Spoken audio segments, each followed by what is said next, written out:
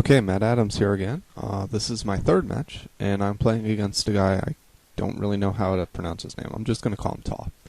I'm playing a different deck this time. As you can see, it starts out with Rumiko with a scroll.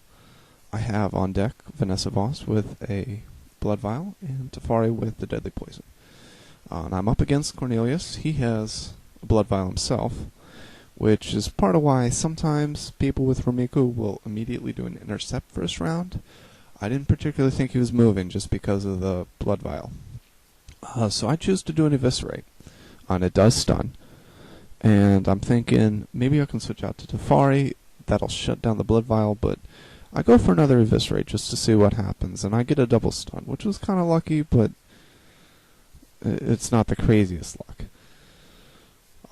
And so right now I'm going to use my free switch out while I have the stun to put Teferi in, just because I don't want him going anywhere. I really don't.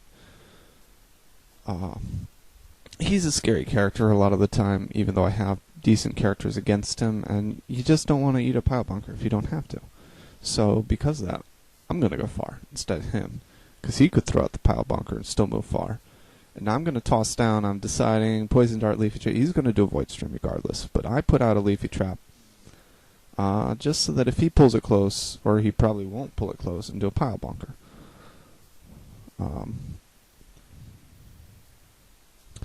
So I got the trap down, and next I'm going to do, he's just going to leave it here. I'm going to put a little poison on him.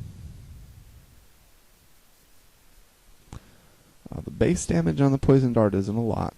You really have to worry about the procs and making sure that he gets poisoned. I'm lucky I get them both this time. He void streams me, and now I'll die in 2 more void streams. To kill him and 2 more poison darts so I don't eat those 2 void streams, I have to proc a lot of the poison.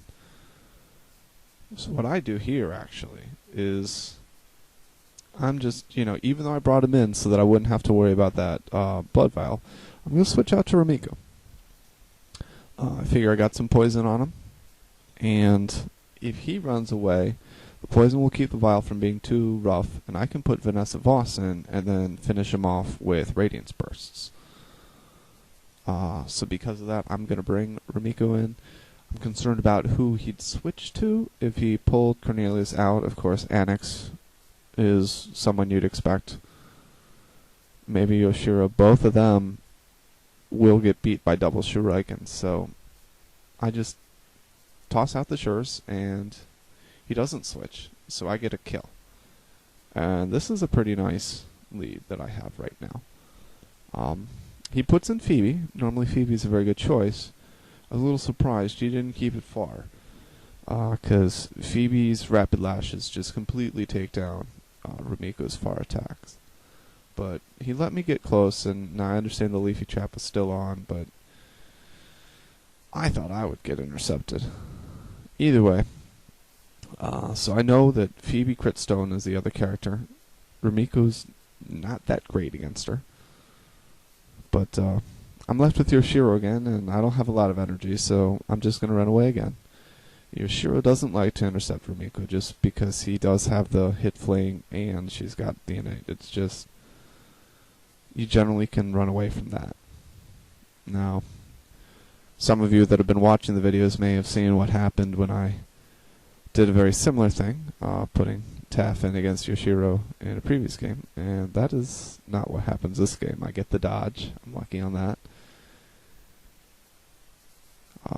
Yoshiro's going to pull it far. Notice Yoshiro's item is the Jade Statue, which I think it's an interesting choice. I don't disagree with it, but I don't think it's really going to help him here because I'm going to get a lot of poison down on him.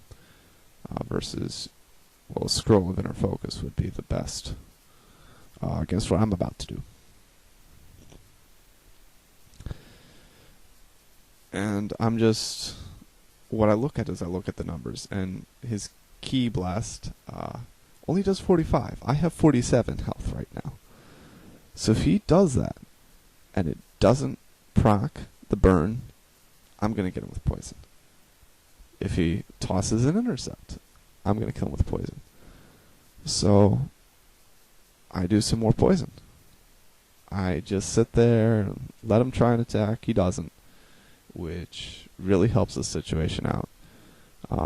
Now he's got even more damage and even more poison, and I realize I can take a few hits to the head. I'd rather be close against Phoebe with my other two characters, which is part of why I do this decision here. Otherwise, I might just keep far and continue that game, because it did kind of benefit me with how much health I have. But instead, I bring it close, and I'm just hoping he doesn't stun me. I'll take normal hits.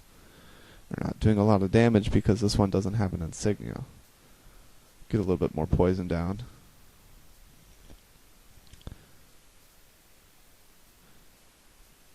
I got a lot of poison procs. That was lucky. And now Yoshiro, he's dead meat. He's dead meat, and I'm just considering what I need to do to take down Phoebe when she comes back in. And I have Vanessa Voss with a vial is not bad. I don't want to get stunned by the power lash. That could be bad, but if I generally keep it at close, it's going to be a very good fight. So I just rest here.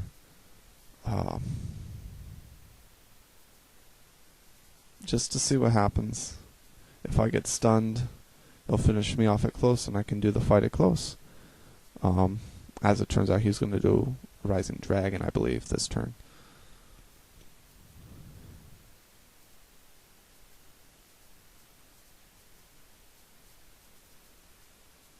Yeah, the open palm and the Rising Dragon would not have been enough damage in a combo to kill Taft. So he does the Rising Dragon, so he can actually get his kill. But I got 80 energy here, and I say, why not?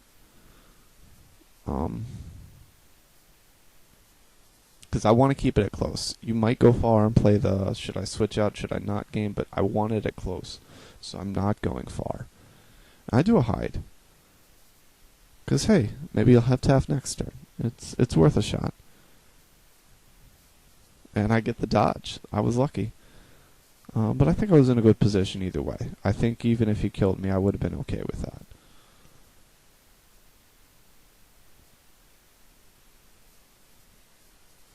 I'm not sure quite what happens next here. To some extent, you're down 3-1.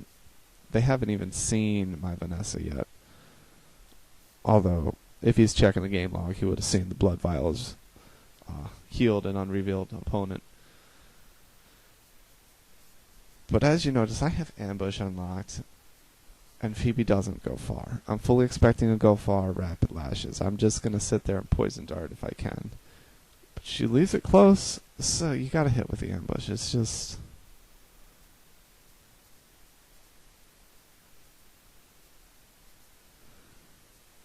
I mean, and now he's realizing the mistake, but that's okay. It was probably going to go my way anyway at this point. So I get the ambush. It's pretty hurt. I do have a crack on me, and again, I want to keep it close. I don't want her going far. So when she passes here, I'm immediately putting in Vanessa. Because I want it at close. I don't want to do this fight at far. This is a bad fight to be in at far. But I'm going to let her pull it far, because I have 100% hit moves at both ranges. I know she's going to do a crack, but my choices here, I'm going to do a Radiance Burst if it's far. If it's close, I'm going to do the Feast of Blood, just because it's a little faster. It costs less energy, but both will give the kill if they hit.